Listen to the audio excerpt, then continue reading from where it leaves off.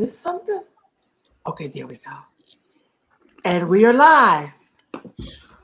I'm just being honest, connecting with the Black experience. It's your guy, the most disliked popular guy, still in Facebook jail, Barry Axius, with the effervescent queen sister, goddess of love, royalty, fabulism. My sister, Mama Ro, getting down. And look, I just hold up. We gotta. And today, we gonna shoot in special guests. I know, folks, the pandemic series, we got one more left. But as you know, in this world, in this life we live, things switch around fast. We had to bring a Dr. Flo, our sister Dr. Flo, in. And today's show, the George Floyd effect, the uprising of 2000, the righteous uprising of 2020. And we say the George Floyd effect, not necessarily in a sense of George Floyd is a catalyst, but I think that with all things proceeding, it was a final straw for what we're obviously dealing with. And, we're going to have a cup of coffee. I got my orange juice. You see, I'm going to drink it down. You got my thing. You got your thing. All right. We want y'all to be live. You got you. Fisk University. My coffee, my Fisk University cup, my HBCU mugs. He went over there. My cousin went to Fisk University, and it's been so much going on. We're just going to discuss these things. I don't think a lot of folks are going to really like some of the things that we're going to say, but me and Mama Ro, we used to pissing people off anyway. And my sister Flo with the super flow, she likes to articulate it in a way to piss you off even more. So this is probably going to be the Piss Off a Negro show. And of course, it's going to definitely be white America, look at what you've made. Because the reality of where we're in, these times were bound to come. It was crazy. I'm going to send y'all the link. I was listening to Tupac. Tupac is my favorite hip hop artist. Also because I have a personal relationship. We lived in Marin, and he was the guy when I was a youngster coming up and just watching him. And I actually have a funny story about Tupac. Me and my brother and the guy we called the cousin. We always have like a cousin brother. You know what I'm saying? That he ain't your cousin, he ain't your blood, but he's your cousin. We performed at one of his opening release parties in San Francisco. So it was like my highlight. I was like thinking that's when I was thinking I used to have some dance moves back in the day. Like, you know what I mean? But now, Tupac, I was looking into some of the stuff that he was saying, and it was some prolific things that Pac was saying in some of the interviews. A lot of his interviews was actually directly lining up to what this moment is. And one of the profound things that he was saying was like us having to build empires, right? That as a 21-year-old black man, in the time he said it, was I have to force myself to build an empire, like from the ground up, where a lot of our privileged folks, they kind of get that empire inherited. You understand what I'm saying? So for us having to build the empire on top of having to build it from the ground up, all of the things that affect us from trying to build our own empire, all of the things that they attack us with as being in this black skin. Another profound thing, he was talking to me in my spirit because I'm watching it go down now. He said that it's like when folks, like there's a hotel party and there's folks eating food, and they open the door for the person that doesn't have the food. They're throwing salami around, and then the people are like, hey, can I ask? Can I get some food? And it's like singing, can I get some food? Can I get some food? Still not listening. Then it's like a few weeks later, it's more aggressive. Can I get some food? Can I get some food? Then a weeks later, it's I need food. And then it's boom, I'm coming with the gun and blasting. And it was just so prophetic to me because I was like, wow, ain't this what's happening now? We've attempted to stop what is now a consistent rebellion across the lines in our country. I think some of the rebellions are so bad in more of the centered black areas like Louisiana, Mississippi, that they don't even want to show that side on the news for us. Because New York, LA, Oakland, Louisville, Minnesota, it's bad enough. But it's come to a point to now we have to address the elephant in the room because the system has failed so many of us people that now you have released what you have inevitably denied the rights of the people to now say, if you're not going to give it to us, we going to take it. And now you're seeing this rebellion. And for me, I appreciate it. I value it's necessary. And in my media runs, as I've been conversating with media outlets that are trying to picture a narrative and paint a narrative that doesn't really flow into what the actual pain and the actual problem is, which is the system. They want to utilize vandalism and looting and all those things that they do. It's a necessary action that this is happening. And it's unfortunate that there are going to be casualties, but that's what war looks like. I so often talk to my sister, Mama Ro, and we debate about the war aspects of what we're going through. And I say, this ain't no war, sis. It's genocide. But right now, we're looking at a war because on both sides, there's some type of casualties. On both sides, people are losing something. And I think that America overall, with the fascist, racist, sexist president that we have in the Oval Office, and the alignment of continuing to show rich get more, poor get less, it's a explosion in a volcano that is erupting right before our eyes. And the difference is everyone is falling in line in different cities and states. It's just not particularly in Sacramento, Oakland. It's a spread virus, but that's what cancer does. It spreads. Well, Barry, I hear you. I think I really wish everything was as black and white as we like it to appear. I have been talking to people in Louisiana. I have been talking to people in Mississippi. I've been talking to people all over the place, but that's what I do. And it looks different in different places. Yep. Down south, they're not doing that because they have a different relationship with white supremacy than we have up here to a degree. So they're not literally burning stuff down like that. Maybe like in Atlanta, that's a little different. But like in Louisiana, it ain't going down like that. It ain't going down like that in Mississippi, like in Tupelo and Sharkey County, which is where I worked out for many years, once a month.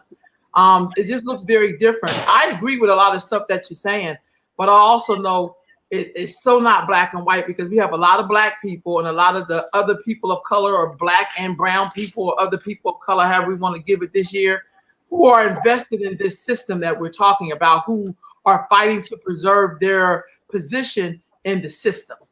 And sometimes I wish it was as easy as white people just trying to do right. But when you're investing in a system, you're going to make whatever they do wrong look somewhat right because now your position could be on the line or is on the line. So I think it looks a little different. Go ahead, Dr. Flo, jump in there. I agree, with what you're saying in terms of where sometimes our allegiances lie. And I think the term that a friend of mine uses to describe this is system justifying tendencies. And I think the more that we're aware that we may have those, the easier it is, at least for us, to be aware of maybe how we're thinking about things. And what I mean by that is we are all socialized or normalized into the world that we live in, right? Every day we're learning things about how to function in this world, some that we don't even think about. They're just unconscious. And so we start piecing together the rules of the game, right? And at some point we realize that the rules that we have for ourselves have been made up to help us feel safe because human brains like patterns. We like to understand things. We like to make sense of things. And so we will try to make sense of even things that that maybe don't make sense or are harmful to us. And out of our own protection, we will then try to figure out how to game the system. And I bring that up because I've been trying to do my own internal checks. One of the things I notice that happens when we're under stress and trauma is that sometimes we turn the heat, the smoke on each other.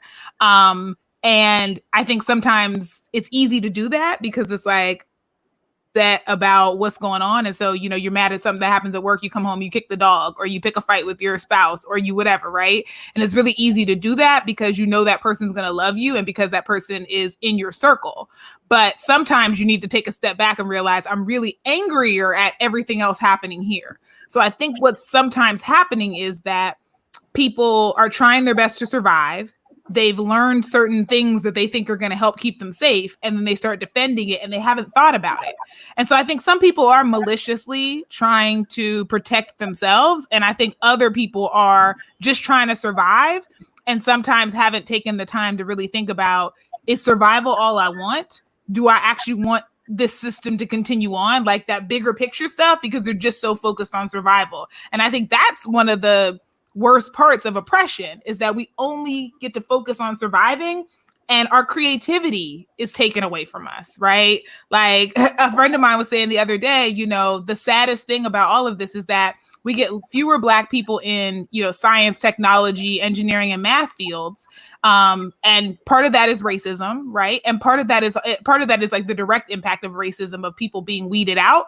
The other part of it is that when this type of stuff is happening, and you're thinking about what you want to do to contribute to your community, you don't think, let me go study physics. That feels so far away from what's happening right now. And so we don't even get the bandwidth to be good at what we can be really good at and be able to contribute. And I think that's the part that I'm always so angry about when all this happens, is that we get so caught up in having to respond to our oppression that we don't actually get to contribute to this world all the great riches of our brains and our skills and our talents that we have, because we're always constantly fighting oppression. And so all of our talents and skills are created around that. Like it's the riverbed, right? We just kind of going along with wherever it takes us, as opposed to being what we could be. Right on, Well, right on. we're definitely being something right now. And myself, I'm very proud of folks standing up and stepping up and doing what they need to be do in this situation, because I think that we've all done numerous things. And just looking at the standpoint of where we're at, right? We go from COVID-19, right? Now we're isolated. We're all sitting and some of us having to be with people we don't want to be with. And I think the ramifications of everything that's going on right now, it's a domino effect. When you have people that already have pre-existing conditions, and we're talking about Black folks, right? On every level, if it's bad, you know what I'm saying? We're number one. If it's good, we're usually on the bottom statistically, usually, right? So when we think about it, I started to see this shift of some huge is going to have to happen. Because I think so oftentimes with all things, especially with the murders of Black women, Black men, children, we've always been distracted by something eventually, right? Eventually, It's like, all right, the NBA Finals is on. Oh, shoot, the Super Bowl is about to happen. Well, I have that trip to Vegas. There was something that would probably stop the momentum to kind of like, all right, well, if it happened in Louisville, I stood in solidarity. Thank you, Louisville. But guess what? I'm in California, and it ain't happened to us yet. So let me get back to the beaches and everything else. With COVID-19 and the shelter-in-place order, you now had to sit still. Not a majority, but a lot of Americans stayed in for whatever reason. Some, like us, still on the field working. We're doing a Zoom. We're trying to appropriate with what this considered new normal is. But a lot of us still out there working, doing the things that we have to do to keep our community going, because our community doesn't need the access that they barely have to go away altogether, as a lot of us were doing what we could do to help people in need. So now you have this opportunity by the government, by the system, to finally, for me, this was a perfect opportunity to shed light on the system, where it would convince people who are on the shelf about the system it works, who were people like me who have been yelling, this ish is effed up. Dismantle this mother effer. It would basically, one of the two, show the light. And what it did was obvious of what my feelings is, this shit gotta go. Because first of all, the response time that happen when people are distressed, when you're telling everyone you can't go to work, you can't go outside, you can't go to school, you can't, when we've already kind of normalized and conditioned ourselves with the patterns of the world. That's what you wanted us to be conditioned like that. You wanted us to be conditioned to wake up at 6 in the morning, go on the highway, stay there for a half an hour, have lunch in 30 minutes, get off at 3 or 4 or 5, go on in traffic for about an hour. We're conditioned in that. And now you're telling us no. And then on top of that, we can't even earn. And then there's no distractions that or things that I use as, okay, here's my release. Here's my self-care. I can't go to beaches. I can't go to the bar. I can't sit down at my favorite restaurant. It creates this now funnel of stress in your mind. Then the biggest part, when you're saying, okay, well, the government will provide, because they're basically telling me I can't do nothing because we got to figure out this COVID-19. Now you're telling me that I'm not going to give you any money because A, B, and C. I'm going to give you $1,200, but, and then if you're in business, well, some of y'all will get loans, but not all of y'all going to get loans. And everything that we pay into, you still got to pay in full. I still got to pay my mortgage in full. I still got to pay my rent in full. Even if they say, hey, you can be late, but it's still going to be that same pressing bill. So if I'm not paying, I got a bill that quadruples if I don't pay for at least 4 months. You still have to pay what you owe. So really, there's no real relief. It's more stress, because I know when everything opens back up, I am going to be responsible for these things that have piled up. So the reality is, from what I see, when you could have had the opportunity to say, all right, people of America, this is something different. We've never seen it. Everyone will get 2 months of rent. Like, you don't have to pay. You ain't got to pay. And we're going to close these different areas, but we're going to subjugate this. We're going to help you do this for your schools. Every kid gets a laptop. We don't care how we do it, but every kid gets a laptop. It doesn't matter if you got a laptop, you get a laptop. If you're in school, register, you get a laptop. Help the bleeding. But all you did was let people bleed out. And then, because it's America's nature, you continue to target the people that you always target, and that's Black people. So while white America decides to say, we're going to use our First Amendment rights and protest against these injustice, because we got to stay at home, you are now fining, harassing, jailing Negroes in their communities where you know damn well they can't stay in the house all damn day. You know damn well they got to be outside moving. This is not what they're used to. And then in the midst of all of this chaos, the most malign and sadistic thing that a person will have to deal with, if you're sitting in the house every day, you're watching your people be killed.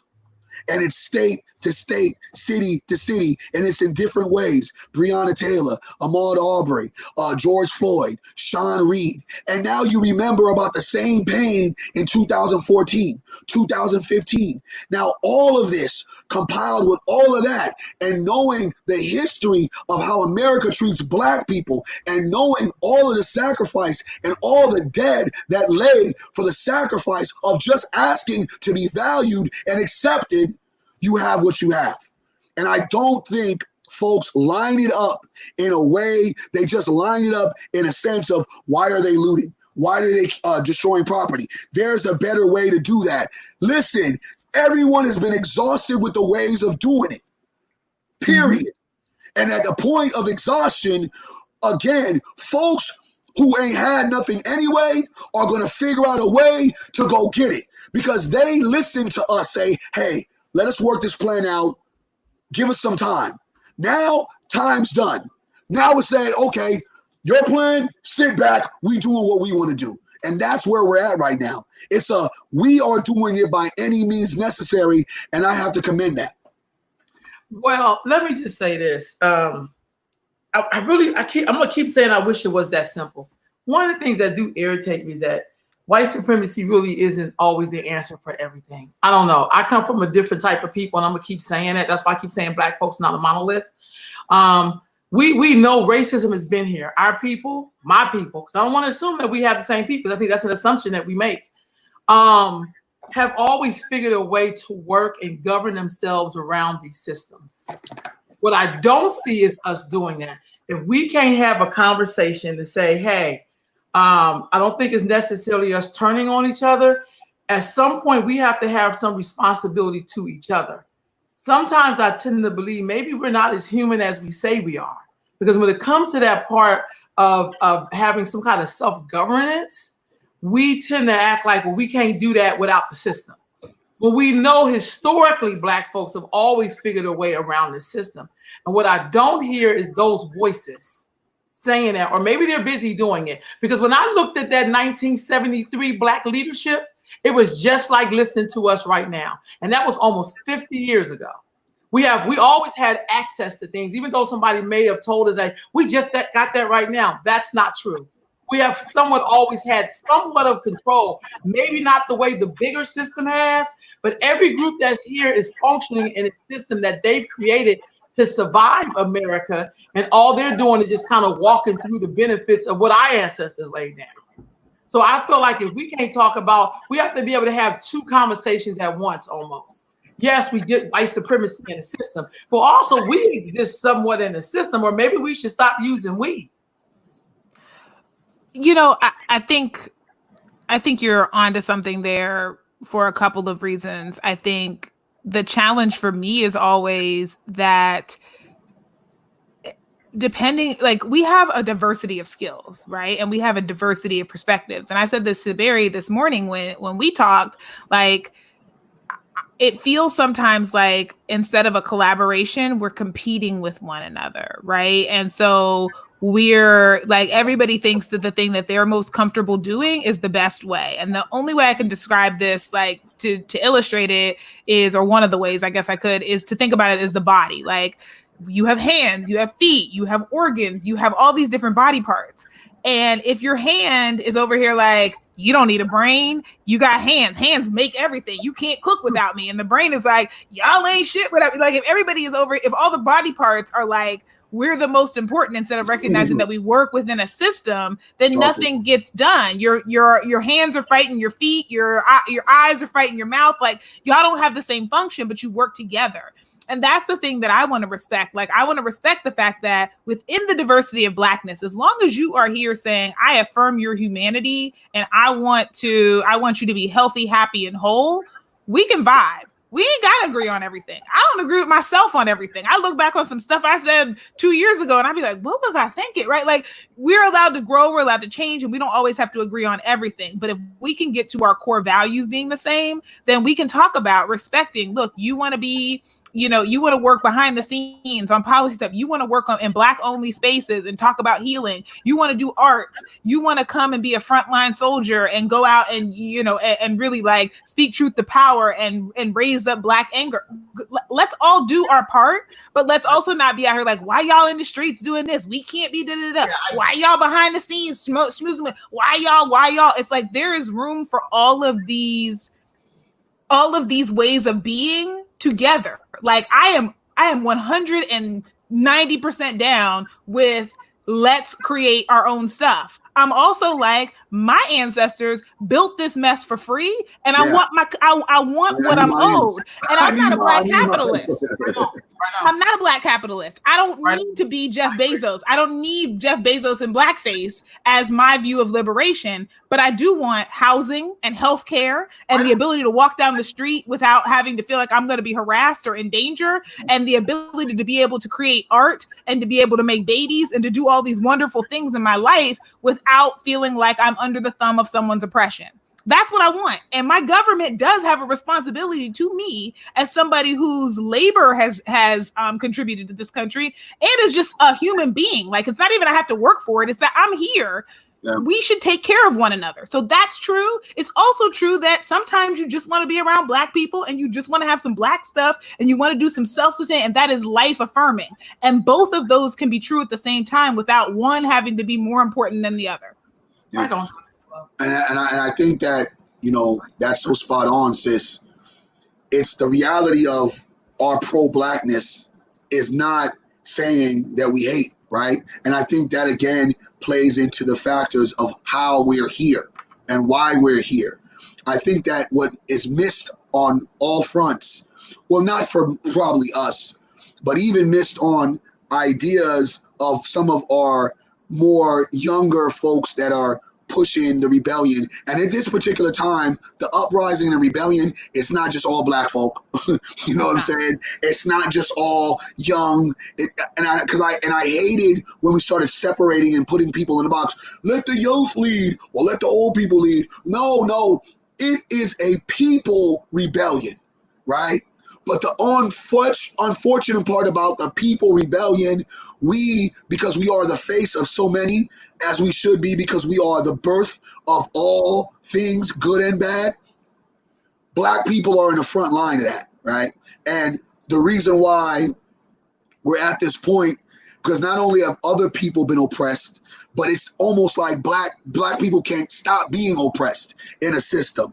And I think that when you see other folks, anti-blackness, Barry, but go ahead. Yeah. It's like, and when you see the other folks stepping up and saying we've had enough, because they're tired of being put in a back box with so-called all white people with privilege, that like they go along with some of the other sentiments of white people that say this about black. They're like, you know what? That's not who I am. And I'm going to stand on the side of right, because in reality, all anyone ever wants to be judged by is who they are in their character, not by their skin, not by their gender, not by their race, nationality, none of that stuff.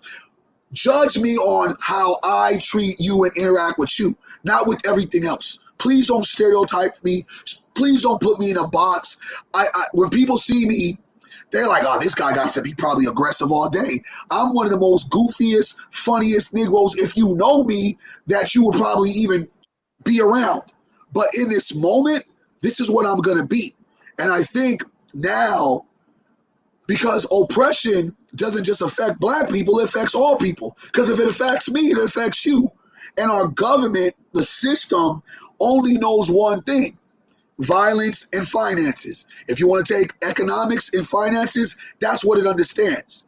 And when you try to do it diplomatically, when you talk about the civil rights movement, you think about the Panther movements and movements far beyond that, we keep on getting the same results. For us to be talking about this issue right now, currently, and we can do our history and we can go back and look at stuff that we've talked about 10 years and that our ancestors talked about 20 years. And before that, it speaks to the volume of the cancer that we're dealing with that has spread and that we've just denied and continue to put a Band-Aid on. We have now come to a place that if we don't target and focus on what are the true issues we're here in America that affect all people, but black people are the brunt of that, we're going to continue to be in this place. And one of the things I want to talk about is, do you believe sending in the National Guard, the response of it in certain cities, let's just say Sacramento. We know Sacramento's kind of turned up. They've never seen this before. I've been on the ground every night downtown, and the damage is there. Ain't going to deny that. But when I look at others all through across this country, it hasn't got to that level yet. But do you think that the National Guard coming to our not into our communities, just downtown, a selective area, because they're trying to make sure that their precious jewels of Renaissance is no longer damaged further, what kind of sign is that showing us or telling us? So, Dr. Fo, while you thinking, I have to jump in and give these tidbits, Barry. Okay. Between all of those things is that you have something that those other groups didn't have. You have technology. Right now we're debriefing about what's going on in the whole world, not just what's happening in our neck of the woods. And I think we have to really start to understand that Black folks have never, ever, ever had a chance to debrief about anything that's happened to us. We are always thinking we know what happened in history. Most of us really don't know nothing, honestly.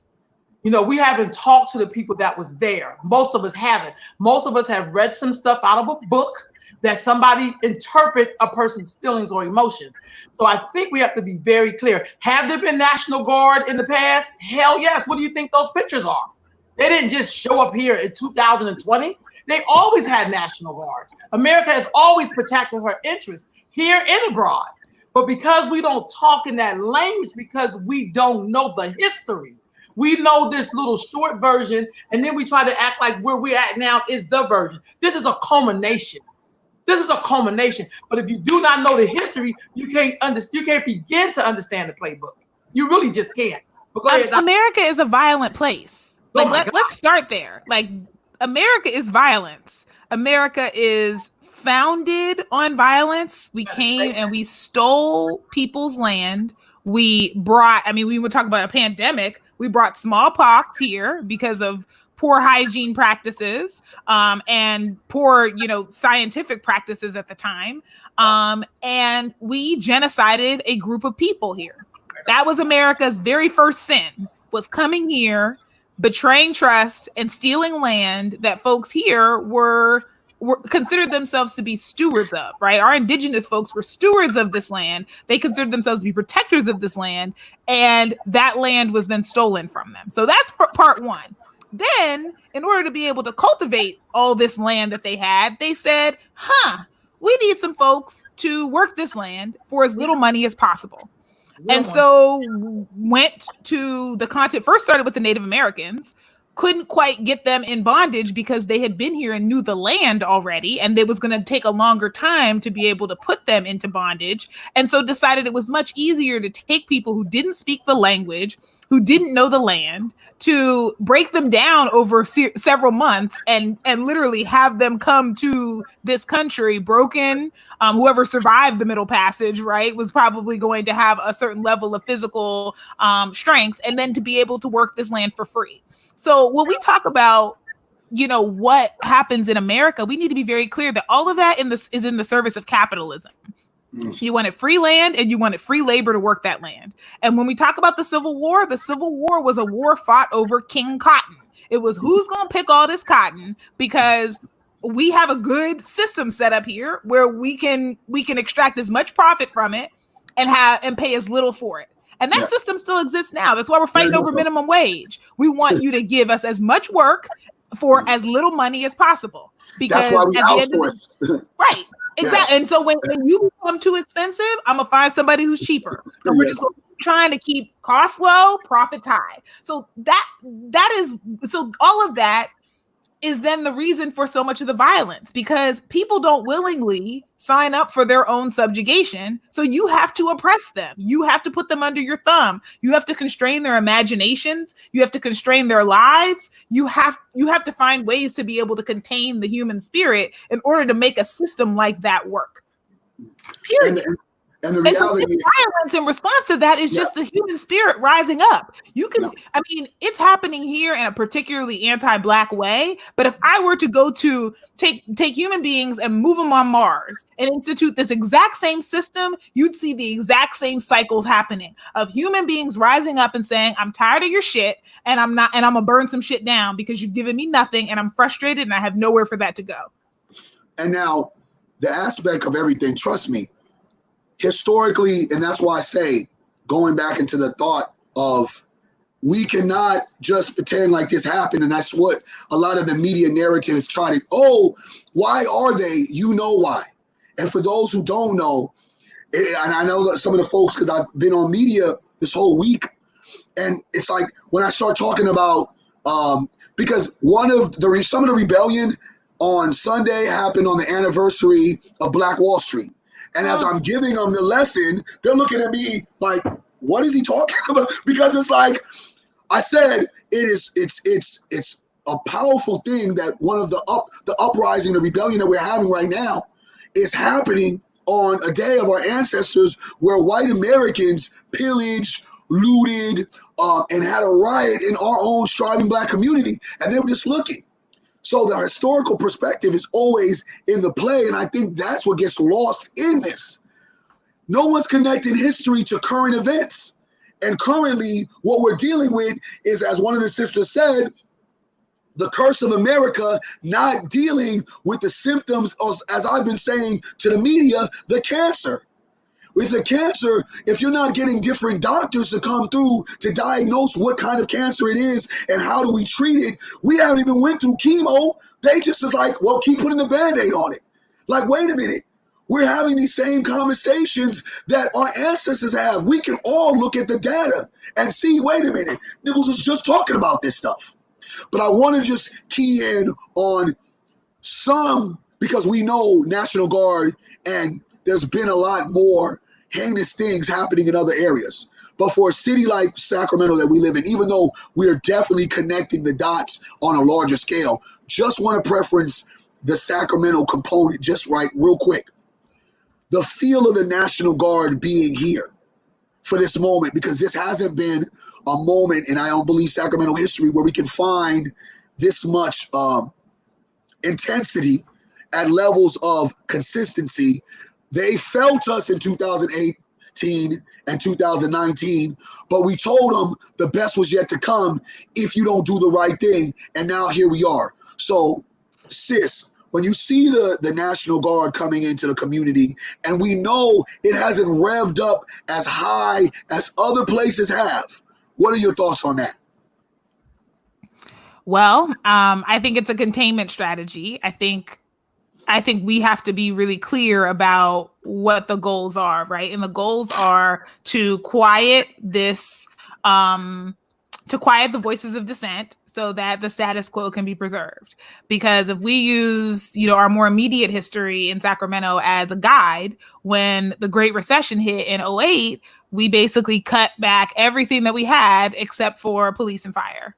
And that's really what the city became at that point. There was, like the libraries get cut, the parks get cut, you have to cut everybody else, and they really are not as impacted. They get a little something, but overall they're able to still function. They maybe do a hiring freeze for some of the positions they wanted to fill and that sort of thing. So that's what they want to have happen here. They want the status quo to be preserved, and they don't want to have to share this CARES Act money. They don't want to have to share the Measure U money. They don't want to have to share the general fund. They don't want to have to invest in communities where they're owed. They don't want to do that. And so the National Guard is being brought in to make it seem as if this is out of control. It others the people who are saying this is not okay. It makes it seem like they're too extreme. Yes. And then while that's happening, and while you're I don't want to call it a distraction because it's intentional. While we are focusing on combating the fact that the National Guard is here, the budget gets passed next week, and everything looks the way they wanted it to look. And so by the time we're finished fighting for our lives, we look up and we're like, okay, so we don't have a library system or parks anymore. All we got is police left for us. And that's the fix. And that's the reason why I wanted to draw that out of you, for those folks to understand, like, the play, the rules of engagement. I feel that it was a very tacky move, and I want to be I don't, because we have a lot of people coming in from Louisiana, South Carolina that are chiming in, so we appreciate y'all, and we want to continue to please tell us what's going on. I saw one of my folks tell us that Louisiana, they doing their thing. So they're talking about gatekeepers as well. So we want to hear what's happening in different cities and states. But when the reason why I just wanted to connect the dots on Sacramento, because we oftentimes here at Sacramento, California, want to pretend like we're overly progressive, right? Like we have moved to this post-racial place, and we're the city of diversity and multiculturalism and all these great things and all these true lies. Being on ground zero, assessing what is and what's not, watching agitators, as well as also watching police agitate the situation to blow up, and watching how strategically the police were not prepared or ready and didn't know how to fumigate a situation, and unless they made the situation a lot worse. How they had almost 500 officers to protect the Capitol, but nobody else on the street, where they had about over 100 some officers at the county, but no one protecting the areas downtown. That necessarily doesn't to me look like there's a bunch of rowdy people. It's just you guys weren't tactically, strategically prepared for what happened and didn't know how to move. Because honestly, being on ground zero, nobody wants to get shot with them rubber bullets. Nobody wants to get tear gas. So if you now have police, 3 to 4, protecting a property area, standing with their little whoopty-wops and their tear gas, most of the times, guess what? People are going to walk away. Something so profound and something so powerful that I saw in the moments when the chaos really ensued. You had business owners who own liquor stores, in his liquor store in particular. He had 5 guys with him. They walked out in front. They greeted the groups, 100 of us going down. They were civil. They said, we're with you. We understand. Thank you for standing. And those people gave them a pass. And then guess what? They walked down to Bevmo.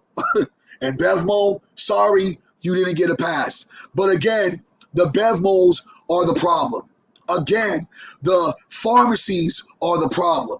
Again, the arenas are the problem. Again, these banks are the problem. So when we keep on trying to focus on they're hurting small businesses, or when some person said, what about the black businesses? Over here, black businesses ain't respected anyway. I know that over here. I'm not talking about the other states. Over here. But wait, Barry. Wait, Barry. I would like to clarify for the record what black businesses were That's what I was going to say. I'm going to say right here, there's no black businesses like that here downtown in Sacramento. That's what I was going to say, because the thing that's frustrating to me is I feel like the narrative is always nothing you're going to do is right? Yeah. So if you show up to work and say to people, hey, I'm really frustrated by racism, they will tell you now's not the time. If you come to city council and you say, hey, I'm really frustrated by racism, they'll tell you now's not the time. Exactly. If you take to the streets and protest, they'll tell you now's not the time. If you take a knee during a football game, they'll tell you now's not the time. It's always not the time. But there's always a criticism of the method. It's always, well, why are you tearing up your own neighborhood? Cool, fine, we'll tear up your neighborhood. Yeah. Well, why are you attaching this? Well, fine. Well, why aren't you targeting the big businesses? Okay, so the first place that got its windows kicked in was Macy's. Well, why are we destroying it? I don't see how this helps. There's no way that you're going to be able to express your rage and have people say this is appropriate. And that's part of the gaslighting. It's that when we said it in quiet tones, when we came to you with fully fleshed out policy proposals, you did nothing. When we were doing demonstrations that were largely peaceful but were disruptive, you said you did nothing, and you said that was a problem too. At some point, we got to say, like, there's no right way to do this. So what makes this one more wrong than any of the other ones you criticized? Yeah. Because you didn't listen when anything else happened. And the problem is America is most likely to listen after violence. Some of the key civil rights legislation was passed right after Dr. King died and people started burning the streets. So you don't want that. Or there's money taken away. Or if there's money taken away. And that's what happened. And that's what I'm saying. Exactly. In the reality of what it is, that the reason this is a tactical move, this is intimidation. This isn't to stop anything. This is intimidation. This is not to have us all come together.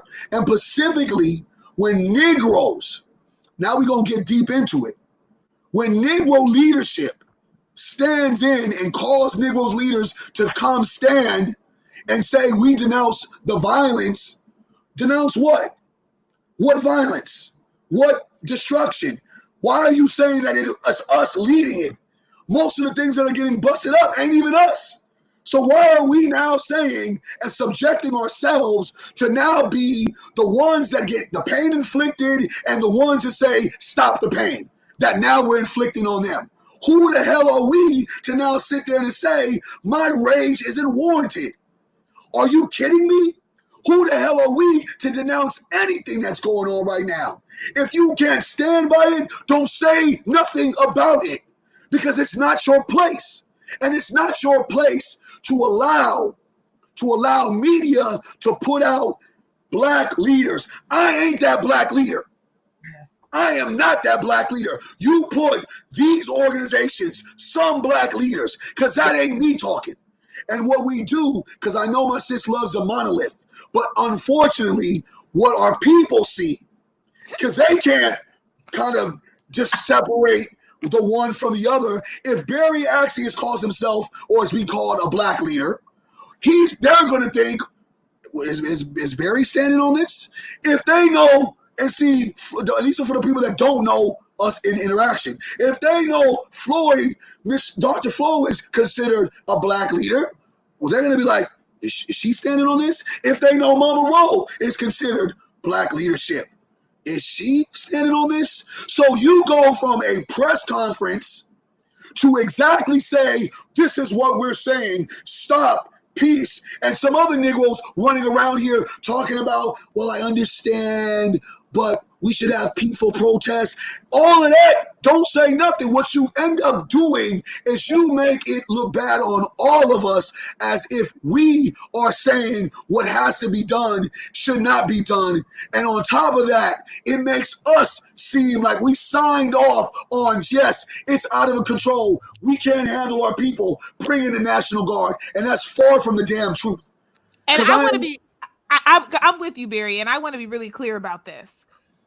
The reason that I think it's not strategic is not because, Rolanda, I feel like 100 years from now, because I'm not letting Mama Rowe go till I go. 100 years from now, when Mama Rowe ain't with us no more, I engraved on her gravestone is gonna be, "We are not a monolith," right?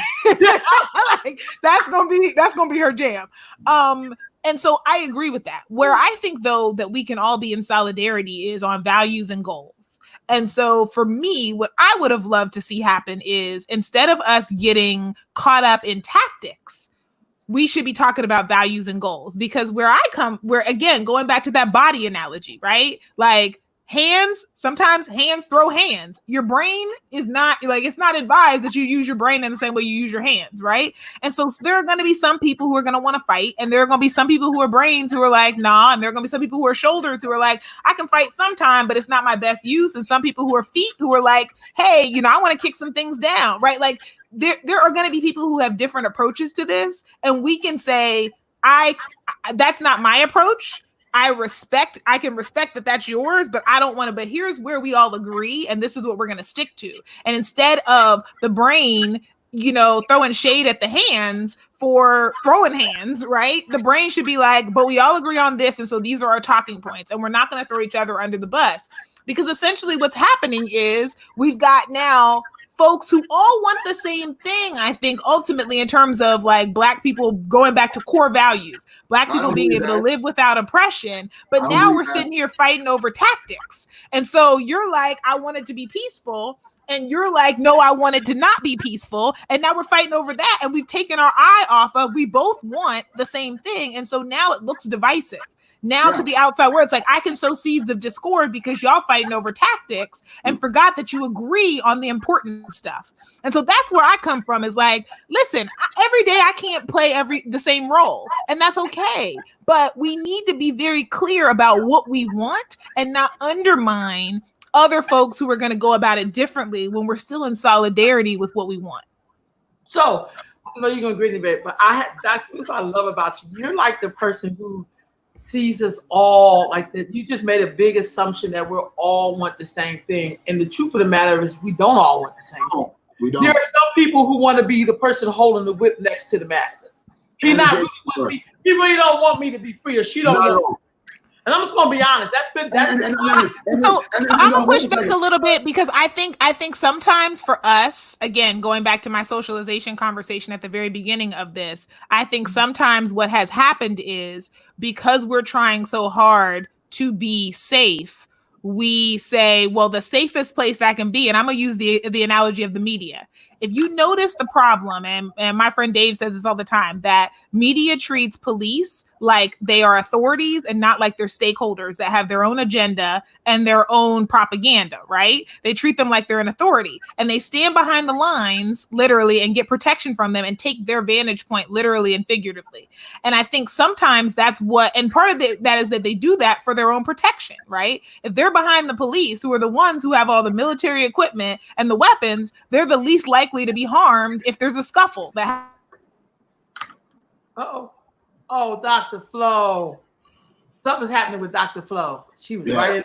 I totally understand what Dr. Flo is saying.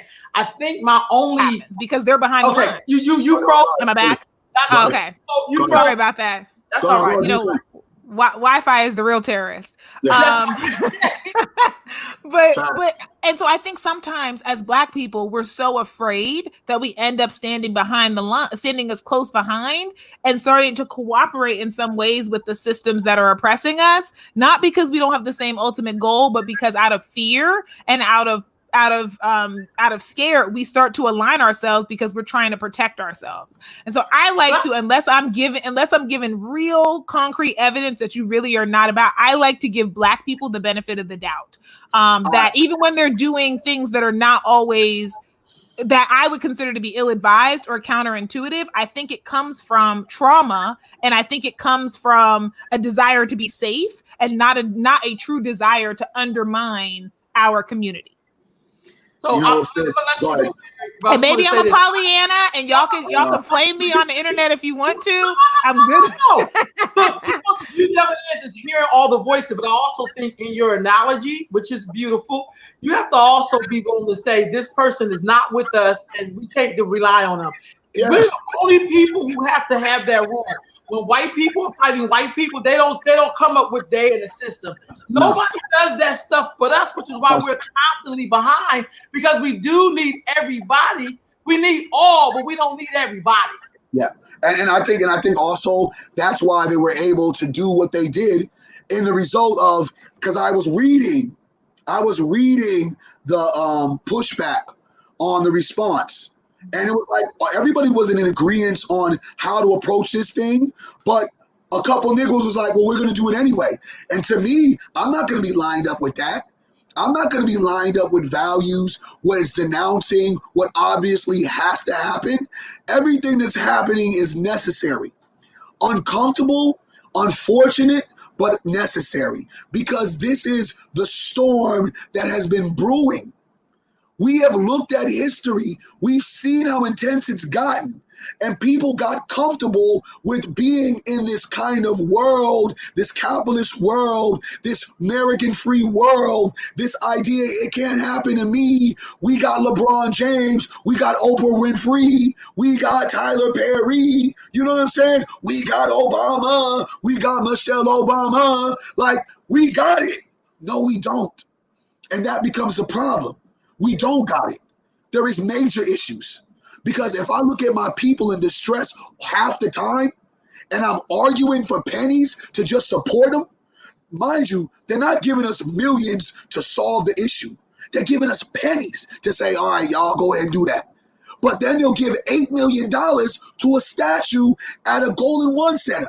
You understand what I'm saying? So even bigger than that, Barry, they'll take the $10 million out of Measure U before the Measure U committee is even put together and give it to the police on top of them already getting the money, right? So that to me, when you have that type of stance, you sit with a police officer who was African-American, the only one thing he had to do was to fire 2 guys. Whether it was wrong, whether it was right, the community didn't feel comfortable with their mother effers being a part of the police system in our community.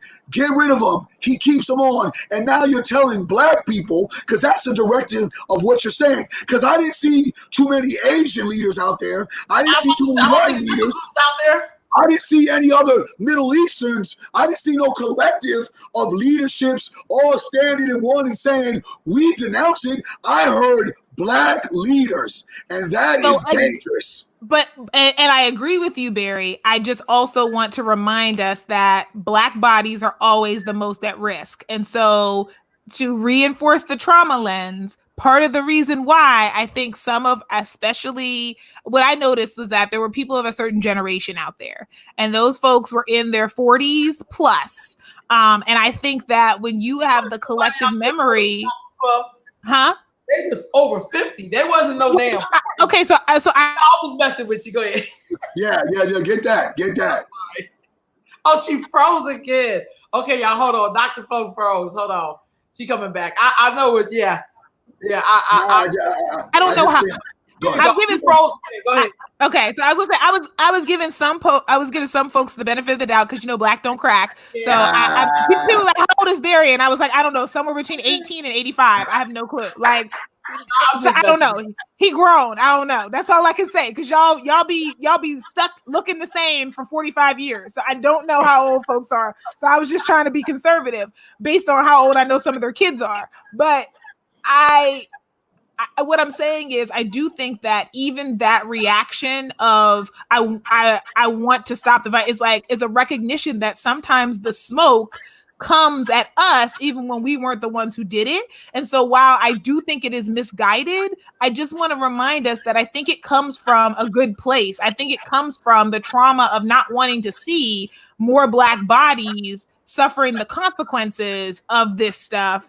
And that's where it's coming from, even if it's misguided. And that's all I'm saying is I don't think it was malicious. I think it was a recognition that when stuff happens, we're the ones who get hurt. It was tactical. And what I'm saying is this, and I'm gonna preface this like this. Maybe one out of how many of those people that was there, maybe one have been on ground zero. I've been on ground zero since this started out here in Sacramento. I ain't seen none of them niggas except one. So if you are going to talk about the pain, if you are going to be a speaker of what it is, if you're not on ground zero, seeing the young people, communicating with those people, seeing actually what's actually happening besides media and a few pictures that people are sending you and some text messages, but because of a business owner that got their business ruined, if you're not there to 3 to 4 in the morning assessing it all, you don't have the capability, or you are not ready to talk from that angle because you haven't assessed the whole thing overall. That's my issue. You ain't been on the ground. You ain't been trying to say, hey, stop. I can only respect a person on the ground telling me to stop because they see my actions. We're not talking about the actions that are variables that have created it. They're talking about violence right now, currently in downtown. And when we put ourselves in a position when we're saying Black leaders saying stop the violence, that allows everyone to think it's us the ones being violent when there was violence on us. Why did they talk about the 19-year-old kid that got shot with a damn police rubber bullet that broke his jaw? You ain't talked about that.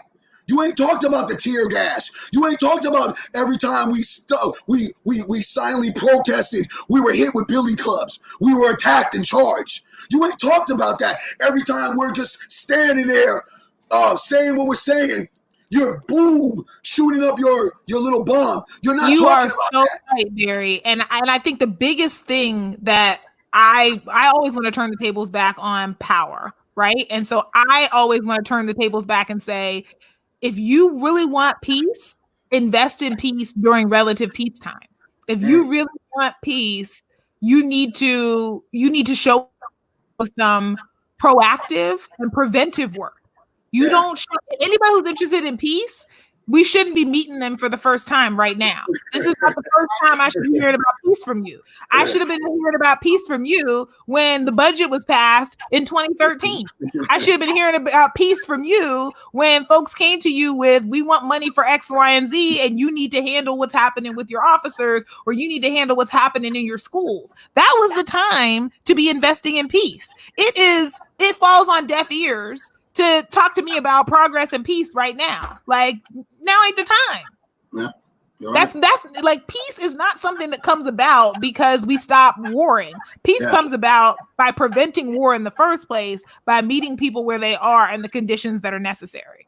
And that's what I'm always going to reframe the conversation back to. The people responsible here for the terror are state and locally sanctioned leadership that have failed to respond to communities. And Yes. I don't want to hear from anybody until they start putting out on the table, not what they're going to do, because the mayor lied, with Measure U, and said, no, the second half cent's going to go to inclusive economic development. And then the first allocation that was made was $10 million to the police. So I don't want to hear about what you're going to do. I want to hear about in past tense what's already been allocated, where the ink is stamped, before you can even come to me to talk about tactical methods at all, because your methods are foul and you're not doing what's right by these communities, and there is a debt that's owed. So the only people whose methods I want to talk about are the 9 people who make up the Sacramento City Council and mayor. I want to talk about the city manager, and I want to talk about county leadership if we're talking hyper local. I want to hear from, what does Phil Cerna, what do the Darth Sues have to say? What's going on there? Those are the people whose tactics and whose methods are violent. And we're not acknowledging that is the violence that's happening to our community. That's the important violence, that's the systemic violence, that's the ongoing violence. And if we're not talking about that as terrorism, if we're not talking about that as state-sanctioned violence, I don't want to have a conversation. And that on that piece, exactly, for those who are hearing us here in California, what Flo broke down, Dr. Flo broke down, are the conversations and the ideas of why because we haven't gone as far as in destruction and hysteria as Louisville, New York, but we want to give framework on what are the things that should be happening right now. And the playbook is always, we need to hit them in these government situations, countywide, statewide, as well as citywide, these branches, because these branches are what's creating the symptoms of the cancer that we're dealing with.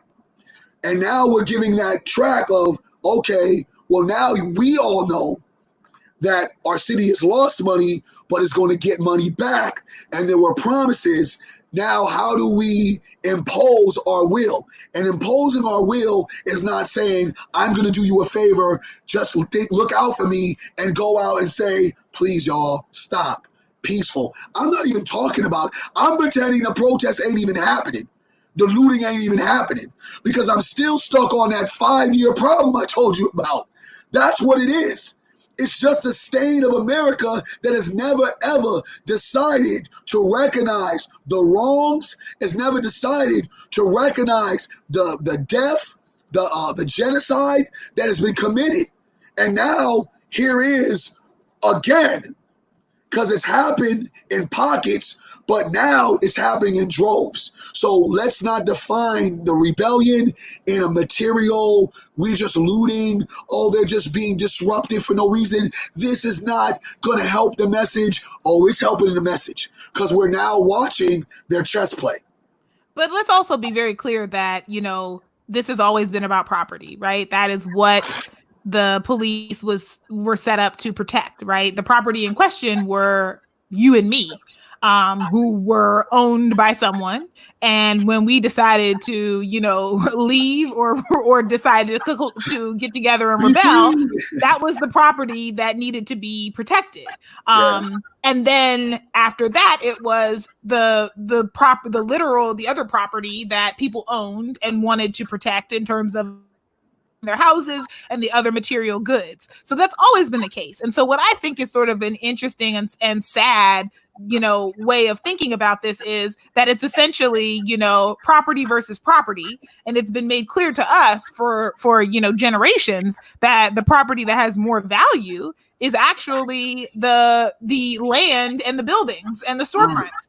And that we are still viewed as property, we're still viewed as disposable. And because we're not as able to be commodified and you're not able to get as much profit from us in the way that we were before, we are more expendable because, there's still an element of buck breaking that I feel is happening with these, the videos of people being killed. I don't think it's surprising that these videos are often, we don't see the videos of the women being abused. We see videos of large Black men being abused, and that is to instill fear that if he can go down, what do you think is going to happen to the rest of y'all? It's a fear tactic. It's a control tactic.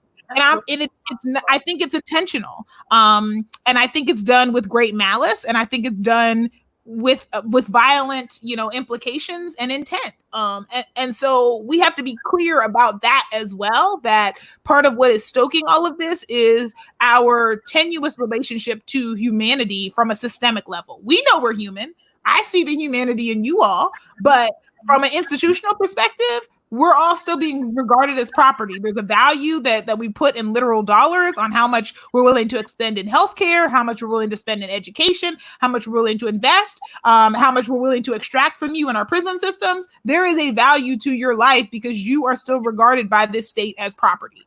And until we find some ways to be able to dismantle that, we're going to continue to see the same troubling outcomes. Heavy. Yeah. Heavy. Sis, we got anybody on? Well, we got some. I know we got a few questions.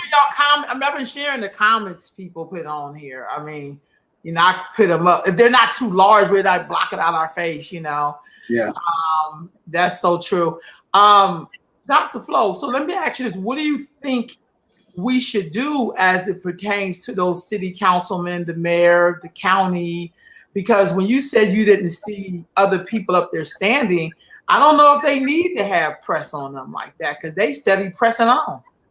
We don't have no Mia Rancho. We ain't got no Asian supermarkets. We ain't got no Asian banks. I mean, we don't have what they have like that. So what is it that we need to do? Because we got Black people in all of these places. We got 3 Black city council members. I'm just saying. We got Black police officers.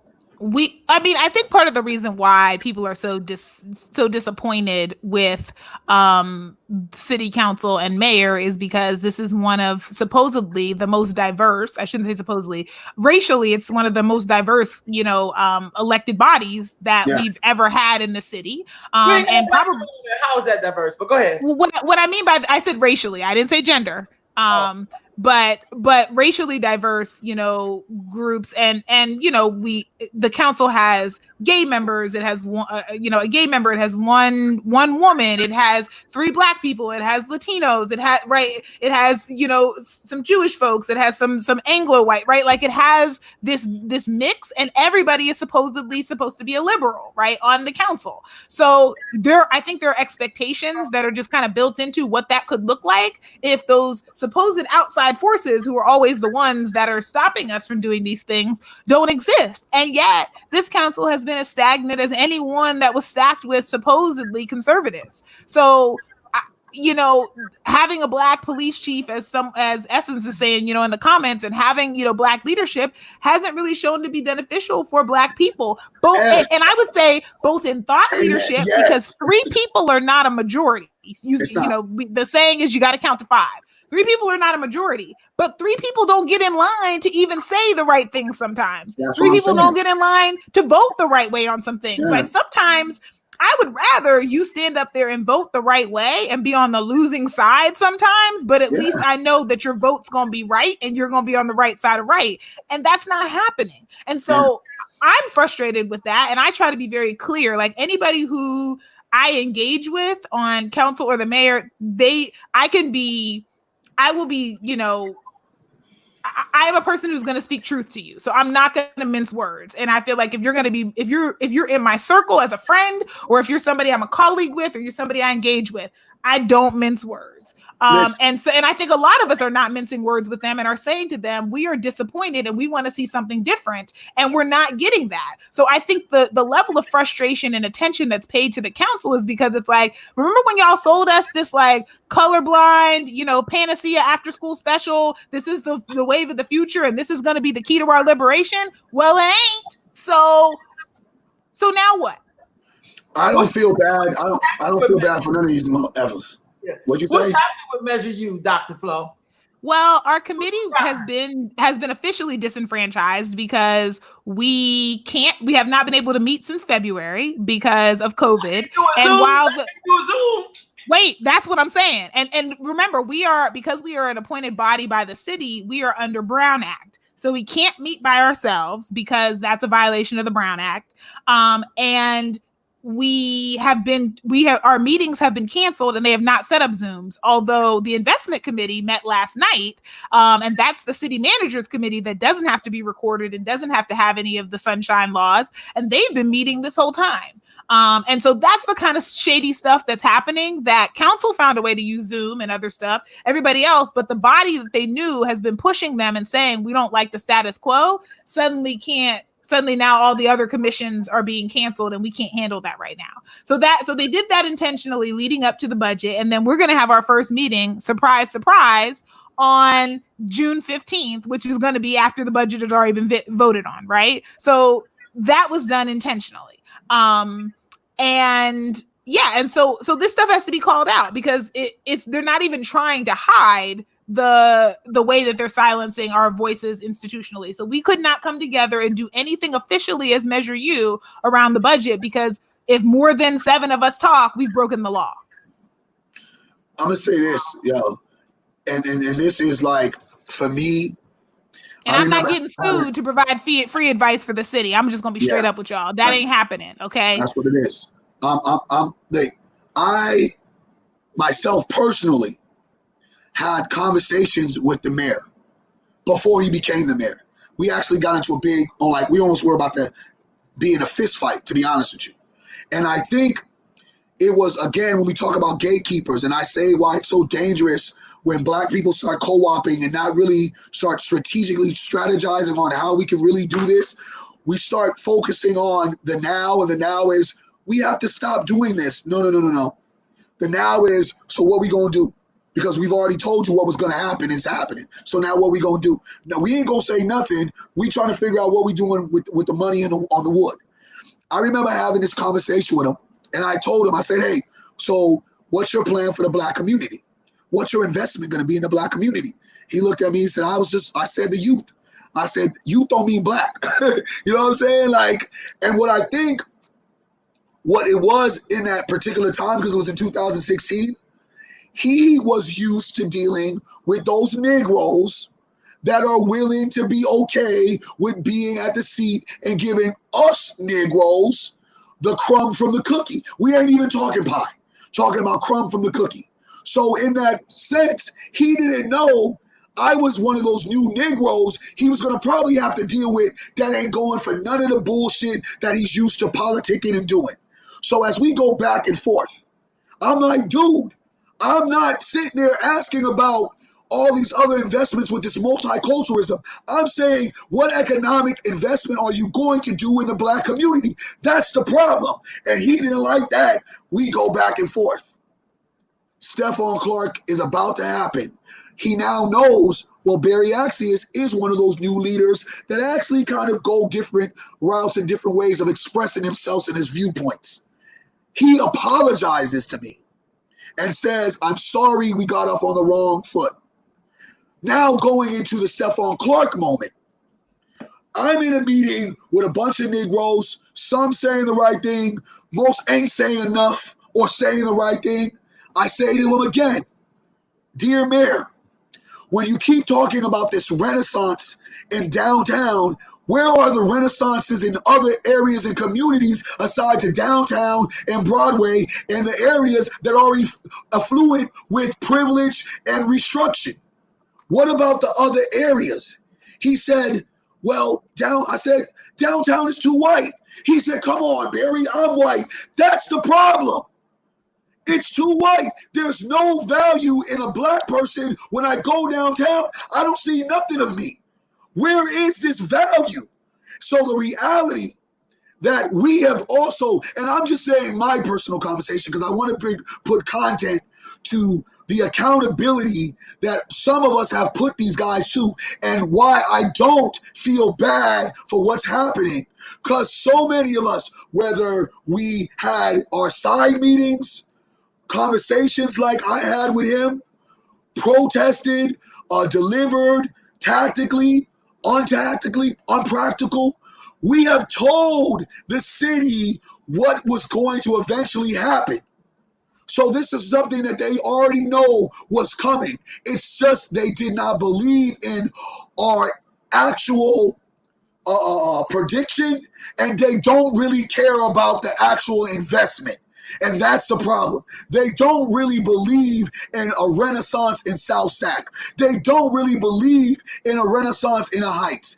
If they believe in it, they're going to gentrify it. And that's the problem that I have moving forward. It's they don't really truly believe it's necessary to invest in anything outside of a riverfront or a soccer stadium. Because if you now invest with people, as my sister said, who are considered property, you're investing in property and property. We can't invest in that property that will all of a sudden obtain some kind of leverage and power. Are you kidding me? Could you imagine South Sac or the Heights or all these other places in the country that started rising in this renaissance economically, empowering their people? Now you can really separate from government entities. So if the investment ain't there, I don't think that we even sit and talk about anything.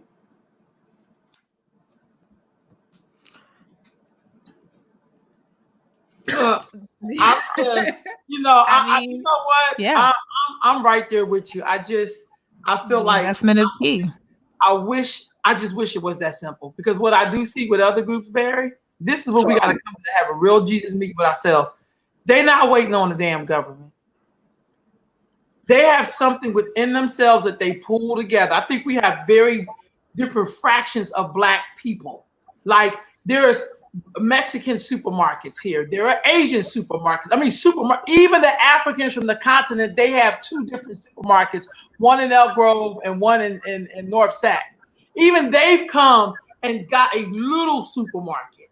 You know, banks. I think there's like 5 Asian banks here. I mean, they have Univision. They have, you know, so it's kind of like I get all of that other part. I swear I do. I think that's for Black people who are doing that part. For once in my life, and maybe because I'm from the East, I want to see what Black people's like, yeah, if they help us, cool. If they don't, this is what we got going on over here. It seems like that going on over here is what we don't have, because everybody's waiting for their white savior to either get himself together, to act right, to pay his share, which he ain't never paid since he's been here, to be like, yeah, we know our ancestors built this country, but they did not wait for these people to free them. There were people like, it was more than one Harriet Tubman. Like, we're not going to wait till white people feel like it's okay for us to leave. We leaving. So I don't know, you know, what it's going to take for us to, for more of us. Because I know some of us are out there doing it. They're just not talking. Because I find sometimes when you talk, Black folks will undermine you. And I'm not talking about let's blame each other. No, but let's just be honest. Because we'll try to put white people on the hook for shit we won't even do for ourselves. And that always kind of burns me up just a little bit, because here's the thing, they do owe me, but I ain't waiting on the shit. Mm-hmm. I'm not waiting on it. Mm-hmm. Heavy. Because you know what? I do see people hooking up their people unapologetically. All the time. They ain't trying to say of color. I don't never hear them say of color. They be saying Latino or the moms, they say their own shit, and I'm not even mad about it. We're the only ones. German. That we have an identity problem. We have a straight up identity problem, which because we want to make sure everybody's okay with what we get ready to do. Nobody else is asking us, are we okay with them doing whatever? So I don't know what that is. I don't know. But I mean, everything I'm saying is true. But I just feel like that other part it's like we're walking on one leg and we ain't seeing what the other leg is doing, or we just think all of us should be over here because we have more education than we've ever had in the history of America. We have more people who've been to college, who have high PhDs, MPHs, you name it, we got it. You know what I mean? 7 out of 10 homes in California is owned by an Asian. Help me out with that. If all these white people gonna go to the street and fight for us, can they do that shit at the bank? Can they do that shit at their job? Can they do that with this promotion where people need to get promoted? Could they do that in the other areas that they really have control over? Because the other system we're not talking about is that system of anti-blackness. Everybody like a black penis, but they don't want to see a black penis be their boss. You know, everybody like to appropriate our brain and our style, but they don't want no system to be over them. So I look. Where's your fan? Where's your fan? That's all I'm saying. I think Listen. there's so many conversations in this. I'm like, and I get it. I do think those whose job it is to keep white people in line. I personally like to say, people, I'm not a mammy. I look just like her. I'm built like her. Sometimes my feet get swollen like her because I had too much salt. But I am not her. That is not my goddamn job. I need to go. Look, but I will support you as much as I can. I disagree with a lot of people, but I will support you. I will do it because I understand that our enemy supports the white supremacist side. Oh, talk to and him. they support the liberal side. They be supporting all the sides. So whoever wins, they covered. They covered. They probably sitting back talking, saying, "Hey, we're gonna get the National Guard first. If that doesn't work, now you can come." Because I'm telling you, I was downtown, and guess what I saw?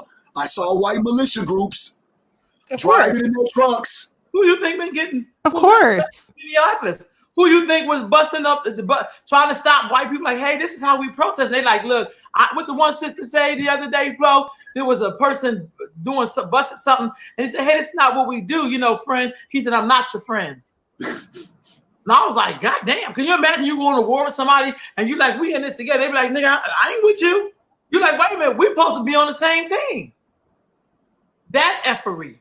Listen, I'm seeing that. I'm just trying to look through some of these comments while we're talking, and I put some up. If they're too big, they cover your face. Oh, okay. But go ahead. I just see this one from Alana about what's up with this so-called protest with balloons and food trucks and celebrities from LA. Can y'all just be honest about this? Who want to go first? Negro shit. I'm going. I seen LL Cool J's video and thought to myself, weren't you the Negro who did the video with the white country dude and told him if you forget I do rag? So I don't want to hear you being fired up. No, I think that was Nelly. I think it was no, Nelly. that was LL. My sister was fanatic.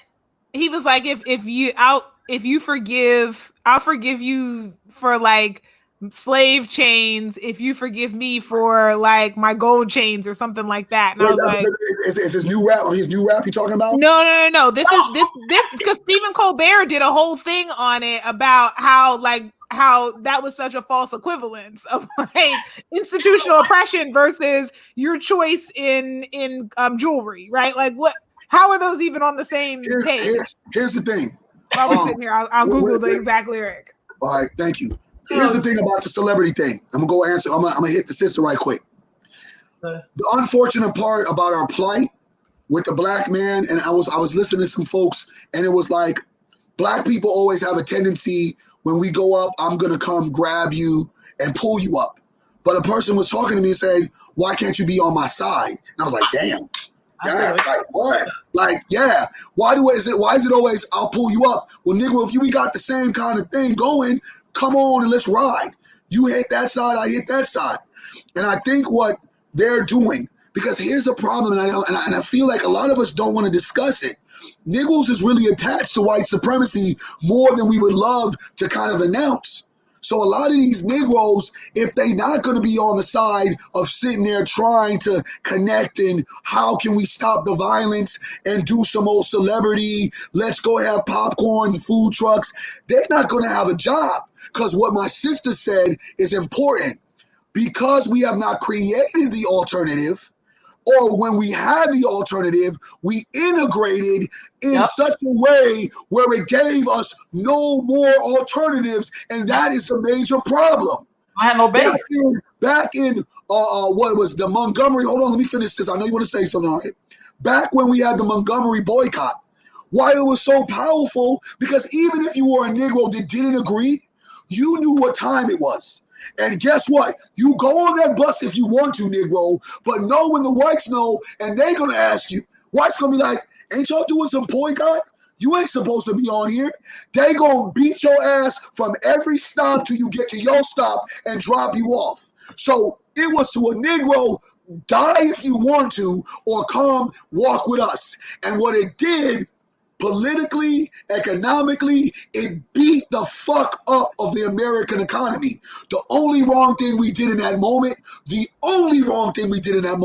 instead of saying, okay, thank you for letting us sit in the front of the bus, we should have continued to support our own buses and create more of our own bus system. So we won't even have to worry about being in their bus system. The problem that we have is we don't have our own economic infrastructures or structure to be able to sit there and say, when we are being done wrongfully, we can navigate and say, okay, Major League Baseball, you don't want to pay us? We still got the Negro League. Oh, NBA, you got a racist owner? We got the NBA Basketball League. Oh, Hollywood, you don't want to put our movies up? We got more than just Tyler Perry, and we got more than just Tyler Perry's big movie warehouse where we can do all things media. We don't have our own media circus to be able to report things that go on. So the problem is for us, we don't have infrastructure because we've integrated so much into white supremacy that these niggas got to do something that appeases the master because they ain't going to get a check.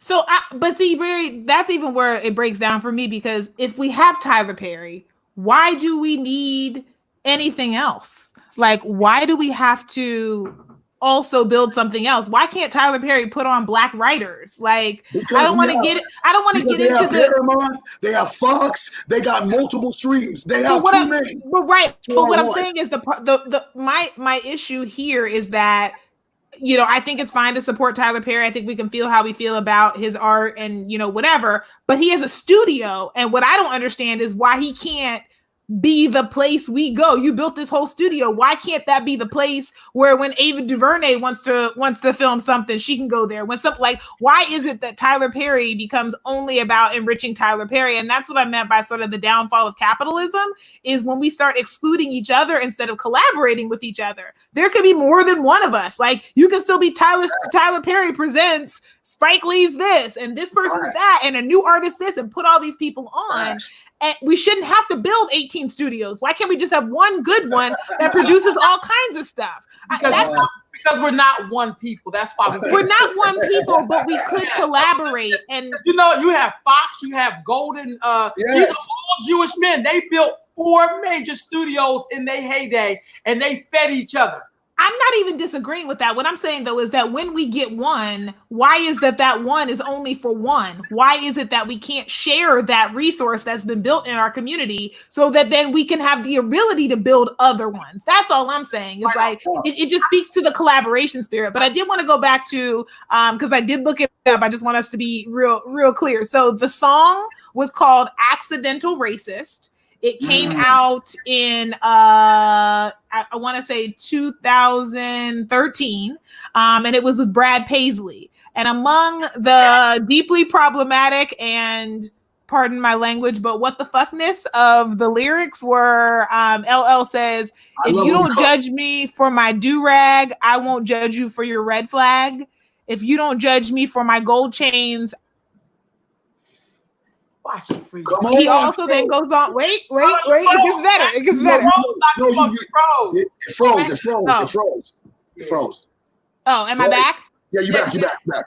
Okay. So it starts with, if you don't judge me for my do-rag, I won't judge you for your red flag. If you don't judge me for my gold chains, I'll forget the iron chains. It gets better, y'all. I want you to get paid, but be a slave I never could. And also, R.I.P. Robert E. Lee, but I've got to thank Abraham Lincoln for freeing me. You know Get what I mean? the hell out of here! Get that Negro shit! If I had a mic, I'd be going like this. Where my fan at, Queen? Where my fan at? So that's why when I see this video, I was like, I don't want to hear nothing you got to say. That was it for me. I was like, yeah, Cool J. Don't tell me this is my LL Cool J. I'm bad. Stop sharing that with me. I'm not impressed. Listen. Share that, tag me on that, sis. That's that BS. Let's stop separate. Listen, y'all. Listen. I'm going to be very clear and very frank. Everything that's happening right now, it's necessary. Stop having this vision of that we're included. Stop it. Stop having this idea of equality. It's not happening. Ain't never had. They'll take the Tiny Tims or the dudes and the women that have perfected a way of utilizing whatever talents or their brains or their smarts, and they will make a profit off them. LL Cool J, that nigga was property because he makes profit. LeBron James, though I love my brother, he makes profit. Understand that we are dealing with this systematic problem of white supremacy, and it goes deeper than police. It goes deeper than George Floyd. It goes deeper than the rebellions happen right now. Because if folks don't want to sit there and line these things up and continue to try to pretend we're in this post-racist era, you are killing me. You don't get or understand anything. Oh, wait a minute. Hold on, Barry. Dr. Flo, maybe LL Cool J was a little misguided. You that's why I go back to the trauma of like. Now you know I'm being sarcastic. Yeah, she's sarcastic now. But I'm going back to the trauma. I am going to Pollyanna this up. I'm sorry. Like I got to go back to the trauma. I think he was miseducated. Because anybody who's saying R.I.P. Robert E. Lee really hasn't read a history book. Like that's not a thing. So what I see is, and I'm totally joking because somebody's gonna take this out of context. What I see is a whole lot of children who got left behind. Yes. And George Bush told us we should stop leaving these babies behind. And I feel like LL is one of these babies who got left behind. God. No Child Left Behind was a very problematic program. Please don't act. All I'm saying though is that clearly there are some gaps in his education. Yeah. He's offering a rest in peace to one of the most notoriously violent war criminals who was advocating on behalf of, read the Articles of Cessation, not my words, his words specifically, and Jefferson Davis and the others. Oh God. He wanted us to be in bondage. And he's like, R.I.P. For those who don't know, who is Jefferson Davis? Because I've been to the man's house. I wish all of it had fell the hell down during the hurricane. But right, so there's Jefferson Davis and Robert E. Lee and a bunch of generals who were part of the Confederacy, and they were very clear in their Articles of Cessation about why they separated, and it did not have to do with just states' rights. It had to do with the states' rights to be able to continue slavery because their entire economy was built on it. And they were very, very explicit about that. So there's no discussion about whether or not that was the case. And so to be offering a rest in peace and then also to be thanking Abraham Lincoln for freeing me, like, come on, dude. Like, he was literally the president when it happened. But I'm not going to thank Donald Trump for Barry starting a business because it just happened to open while he was president. Like, that's... Abraham Lincoln, it was all about the economics. So, all right, let's just get two things that we feel. All right, we're about to wrap up. Two things that have to be lined up from both of you. Flo, you go first. Mama Ro, you go next, and I'll go. Just two things, and it's not going to be all the things. Right now in this moment, what we should, as a collective, two things are asked. We have to have an ask. What is going to be the ask? It can't just be fight, burn, fight, burn, burn. What is our ask? Like your two asks, our two asks. I know it's not going to be everything, but just two of them. So here's where I'll go. I, have been sharing this just because it's a start. It's not, and because it really represents sort of what I've heard from people of all ages within our community about what we want to see. My first and foremost, and I'm going back to who's in elected power, and I'm starting with city council. And I'm saying that if we're doing budget cuts, the first budget that needs to be cut is the police budget. And I say we start at least 20%. They have the largest budget of anything in the city. Police and fire take up 75% of most city budgets, including our own. And so if we have to cut back because, the tax money has dried up because of COVID-19, they should be the first ones to take the cuts.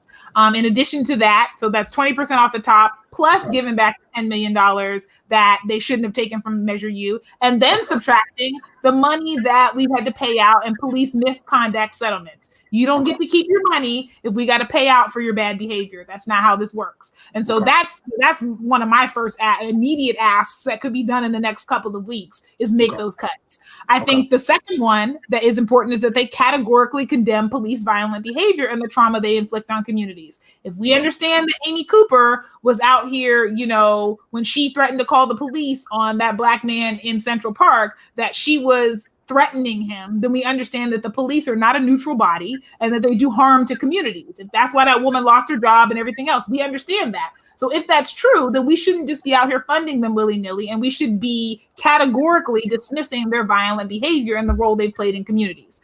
We also need to cancel the funds that have been committed to the Major League Soccer in Sacramento. We ain't got it. First of all, COVID-19 says we probably aren't getting together in large groups anytime soon anyway.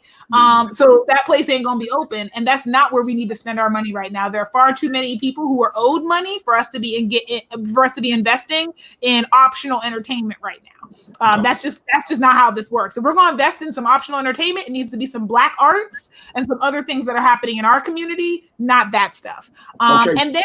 And then when it comes to the CARE Act, this is my last one. We need to make sure that the CARES Act money is not spent on the police and that it is spent in a way that has a racial equity analysis and justification. So you can say what communities are going to benefit and why from those funds. So sis, what I need you to do also is please write that down on an asks. So we need to have that agenda. You're in Facebook jail, but I already posted it yesterday. All right. Real quick, I'm gonna say Sis Ro, what are your two things? So I would say diddle everything that Dr. Flo said. So I support all of that. The other thing is I think we need to figure out how to come up with the law that when people do what white people do about calling the police, they need to go to jail. They need to go straight to fucking jail. And I don't care if it's for a month or a year, but I think, you know, those calls cost people their lives. So they need to have a sentence like where they get to go to jail for some time that affects their life. That's number one. And number two, always for me, Black folks have to do self-preservation. It's not an act of them, it's an act of us. Y'all, we need to get together or get with yourself. Always do work yourself first. Start a garden, bank, open up a new bank, do something else for yourself so you would have a stronger base from which to fight from. Go ahead, Bear. All right, and we're going to wrap it up with me. Now, remember, for folks tuning in, make sure, we need you to hit that like button, Earth Mama Network, like button. Make sure you add us on our personal pages. As you can see, all those personal pages is up right there. Like Earth Mama Healing, please, let's do that. As well as, I would say that everything we're saying, it can happen in your city, state. We're just giving our Sacramento what we're doing, but these are the kind of things that you can regulate in your own when we're talking about strategy, working, and what's our next move. These are the kind of things that you now should put in place and start focusing not only on the external, but the internal. I would like to say this: a heavy investment in small Black businesses, not minority businesses, small Black businesses, because I feel when we say minority businesses, small Black businesses start falling from the roof side. A major extreme and reinvestment or investment in building out infrastructures for small Black businesses.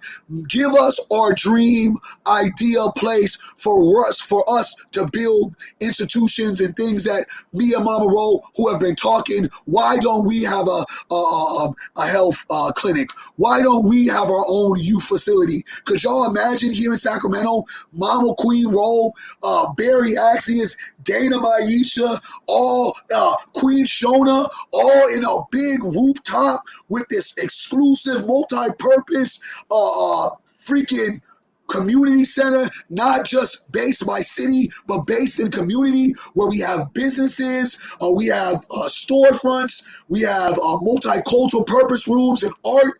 Think about that. These are the big ideas, as well as we have to make a serious commitment on youth. Got to be a serious commitment on youth, where when we was talking about Measure G, we should have, While your shit's getting burnt up, you should have probably voted yes to Measure G. So we having a lot of money that's just making sure nonprofits that are doing the great work with the youth are not going to be cut in these budget flexes. So with that being said, thank you, Dr. Flo. This was great. Sister, I'm so happy that I was able to talk to you this morning, do some venting with you, do some accountability with you. And I said, you want to be on the show? I wasn't calling you about being on the show, sis. I was calling you just to check on you. I did see one question. I appreciate the invitation, and I'm glad I had a gap in my schedule. I did want to. There was one question that came up from Aisha Engel, and she was asking, should we be aligning with the Blackout Tuesday? Is that a good thing or problematic? And I will say, I didn't even hear about Blackout Tuesday until yesterday. I'll be very clear. I don't know who organized it. I've been seeing conversation about other people being unclear who organized it. And so for me, it's always a question of like, what's the end goal and why are we doing this? I see social media as one of the ways that we've been able to elevate messages and have more nuanced conversations that mainstream media won't have. And so I'm really skeptical when an entity I'm not even aware of and don't understand the motives of then starts asking us to not engage in channels that have been useful to us. So that's kind of where I am on it, Aisha. I'm not saying that's the right way. I have a healthy dose of skepticism that there could be some nefarious powers that be that are trying to get folks to go dark for a day in a time when we are trying to shine light and bring attention. And I think on that for me as well, I've watched all the other little boycotts. When we was boycotting Christmas 2 years later, we was right back in Christmas. I'm not feeling none of that shit. Keep doing what's going on right now. Keep applying pressure. That's what I'm saying. Keep the pressure applied. No blackout, nothing. We blacking it out right now. Stay on the streets. Continue to advocate. Folks on the ground, folks inside, let's start creating this black agenda because there should be no reason why we ever ask someone for our agenda. We should be delivering our agenda to them and holding them to the fire by supporting it and doing what needs to be done. It is absolutely ludicrous to ask an oppressor what's their agenda for us. We already know the agenda, death and hell. Thank y'all for tuning in. Just being honest. See y'all next Tuesday. And I would try to also put Dr. Flo's comments, the comments you put in your private chat. I wish you had just because I was like, man, because that was great information. Yeah. Sorry about I didn't have the other. No worries, y'all. We gonna be out of here. That is so Hey sis, I'm gonna hit you on my bat line. But I'm gonna hit you in the next two. I'm gonna hit you in the bat line while you have time before you go to the next show. All right, y'all. Peace and love.